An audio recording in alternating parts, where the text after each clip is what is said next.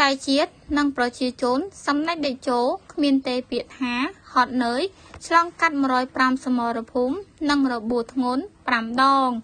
លោកជាធិរិទ្ធអ្នកនាំពាក្យសម្ដេចតេជោនៅថ្ងៃទី22ខែធ្នូឆ្នាំ2025បានសរសេរសំណេរដ៏មានអត្ថន័យបែបនេះថាព្រោះតែជាតិនិងប្រជាជនសម្ដេចតេជោហ៊ុនសែនគ្មានទេពាក្យថាហត់នឿយឆ្លងកាត់105សមរភូមិនិងរបួសធ្ងន់5ដង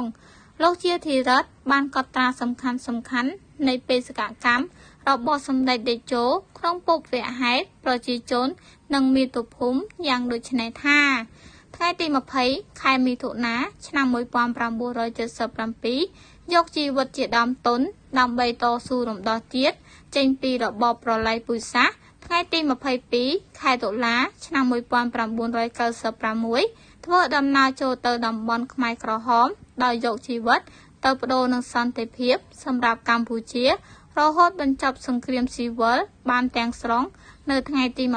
29ខែធ្នូឆ្នាំ1998ដឹកនាំកម្ពុជាពីកំណោផេះផង់ឲ្យមានការអភិវឌ្ឍក្នុងកំណើនសេដ្ឋកិច្ចខ្ទង់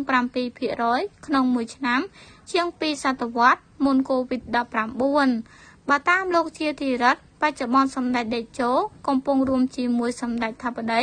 ផ្ដល់យុទ្ធសាស្ត្រដល់បណ្ដាមេទ័ពទប់ទល់ជាមួយសត្រូវឈ្លានពានគ្រប់ពេលដែលជាតិនិងប្រជាជនជួបការលំបាកតែងតែមានវត្តមានរបស់សម្ដេចជានិច្ចជីវិតសម្ដេចជារបស់ជាតិខ្មែរអ្នកនាំពាក្យសម្ដេចតេជោរូបនេះបានគូបញ្ជាក់ថារាល់ពេលប្រចាំការលោកតែងតំណាងឲ្យសហការីស្ដាប់ពីបទពិសោធន៍ក្នុងផ្លុតភ្លើងសង្គ្រាមនិងដឹកនាំប្រទេសដោយលោកតែងតម្លឹងជារឿយៗថាជីវិតហ៊ុនសែនមិនសមបើអាចរួមមកដល់ពេលនេះព្រោះឆាកជីវិតវាលំបាកពេកសម្ដេចតេជោហ៊ុនសែនប្រធានព្រឹទ្ធសភាធ្លាប់មានប្រសាសន៍ថាសម្ដេចមានតែជីវិតប៉ុណ្ណោះធ្វើជាដើមទុនដើម្បីរំដោះជាតិនិងប្រជាជនចេញពីរបបប្រល័យពូជសាសន៍ប៉ុលពតប្រសិនសម្ដេចស្លាប់នាពេលនោះតើនឹងមានអ្វីកើតឡើងនាពេល45ឆ្នាំកន្លងមកនេះសម្ដេចតេជោយកជីវិតទៅបដូរយកការរស់រានមានជីវិតរបស់ប្រជាជនយកជីវិតទៅបដូរយកសន្តិភាពជូនប្រជាជនតាមរយៈ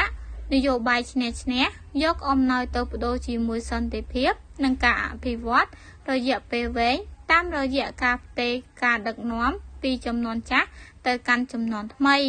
សម្ដេចមានប្រសាសន៍បន្ថែមថាចូលចងចាំថាគ្មានជោគជ័យឬលទ្ធផលណាមួយដោយគ្មានការបង់ថ្លៃឬការលះបង់នោះឡើយ។